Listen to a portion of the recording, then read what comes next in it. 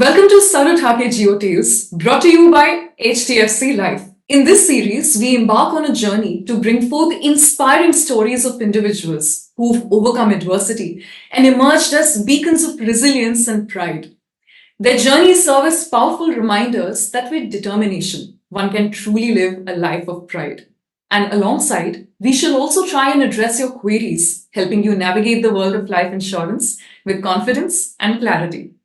I am Niharika Bhuwania, your host, and let me welcome you to the first episode of Sarutake Geotales. I'm honored to be joined by Chinu Kwatra, a true humanitarian hailing from Mumbai. He's the founder of a popular NGO, Khushiyaan Foundation. Chinu's journey includes many personal struggles, from overcoming financial burdens to dealing with personal loss and navigating profound internal struggles. So, without further ado, let's welcome Chinu Kwatra. Welcome, Chinu, and thank you so much for joining us on Sarutake Geotales. What a pleasure indeed to connect with you. Thank you so much, and it's my honor, and I'm super excited to be here. So, if you don't mind, could you take us back to your childhood days and could you take us back to the dreams and aspirations that you had back then? Yeah, definitely. Childhood is a beautiful memory. It's where we don't understand about life, but we just understand about living that particular life. And like every other child, I too had those childhood dreams to become doctor, engineer, because at that particular time only these two streams were available to us, and only people wanted to see their children to be doctor and engineer. And slowly, steadily, the childhood was with a lot of hardships where I would say that I became way more mature than my age because of all the ups and downs, struggles, financial pressure, relationship struggles, and a lot of things started during the early age itself. But I am happy that it made me today what I am today. Absolutely. Thank you so much for pulling us in on your journey. Would you like to take us back to your days in Thane? Because I hear that that's where you grew up and that's where you spent a lot of your life. My schooling happened here, and then college happened Thane and Mulund. And slowly, steadily, where the career were not decided by me. I wanted to pursue science. Someone told me to get into commerce, so I get into commerce. I wanted to get into hotel management. Someone asked me to get into cabin crew course, and went into cabin crew course. Then I completed my graduation. I had a relationship where the girl's family told me to get into MBA, otherwise you won't get married, and that's how I ended up doing MBA. And the MBA was the last option, and I thought let's bring the seriousness in this. And I completed my MBA in finance and PG diploma in marketing, and that's how the career part of mine was a roller coaster ride where it wasn't decided by me anymore. I always had this thing in my head and heart that I want to serve the society. And I never knew, didn't plan that NGO, kabhi socha nahi tha. And whenever I started with my social service, just to come out of my trauma, and people started bullying me, laughing on me, this is not a part which you should be doing at this particular age. It's always a retirement plan.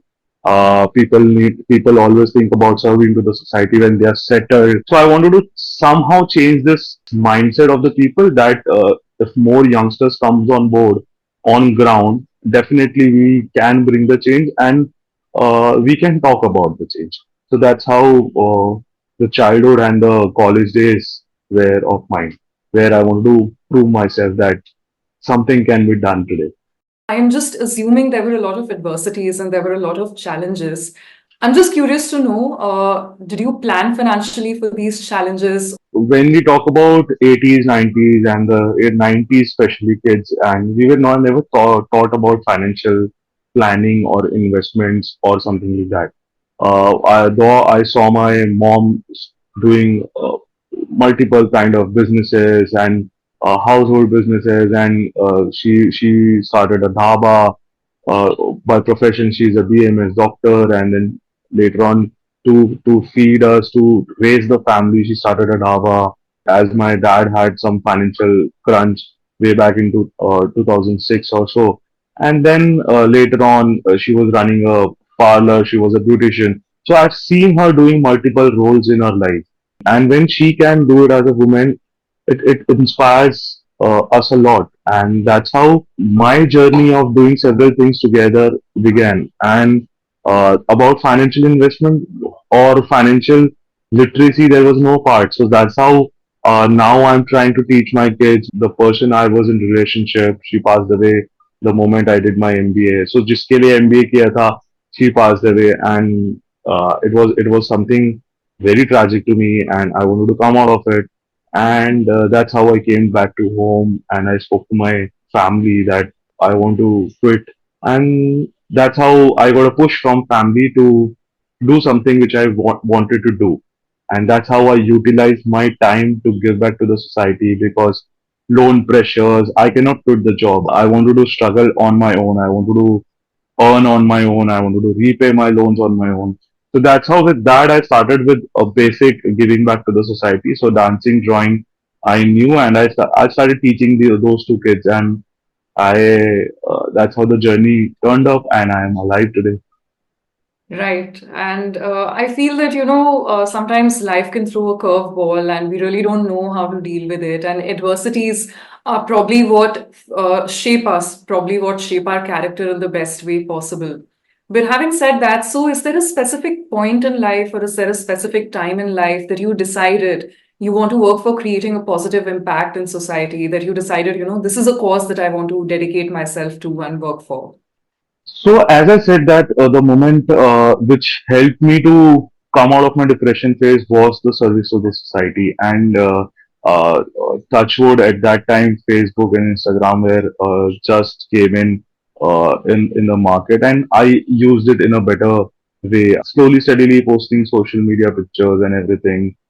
And then later on, a couple of initiatives like environment. I was working for beach cleanups. I started in 2017, which got recognized in 2018, and there, boom, it made me a hero. It made me a personality where people started knowing me, and through that particular initiative, my other initiatives were known to people. So Roti Ghar, where I feel marginalized kids every day.